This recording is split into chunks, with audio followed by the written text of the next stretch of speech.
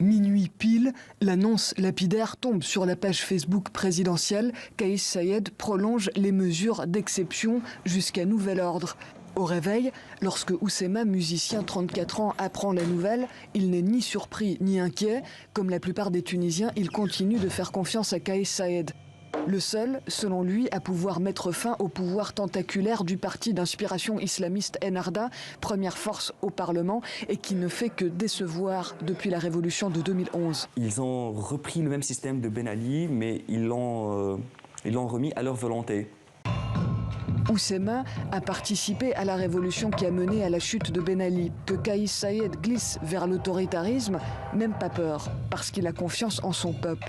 Si on estime qu'il est en train de déconner et que c'est en train de partir en couille et elle a tous les pouvoirs en main et tout, on va se remettre vers la même dynamique pendant l'ère de Ben Ali, des manifs.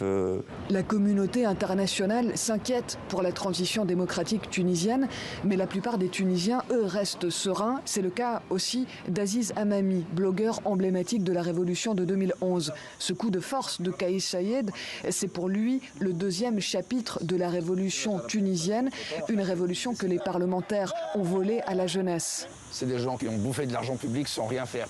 Le message qu'Aziz veut adresser à l'Europe, surtout pas d'ingérence, parce que la jeunesse tunisienne n'en peut plus d'attendre le changement. Quand on s'est fait chier, on a créé Daesh.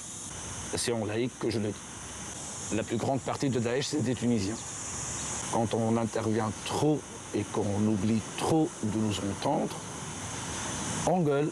Dans les rues de Tunis, le calme est présent alors que l'armée bloque toujours l'Assemblée. Selon un récent sondage, ils sont 95% à soutenir le coup de force du président.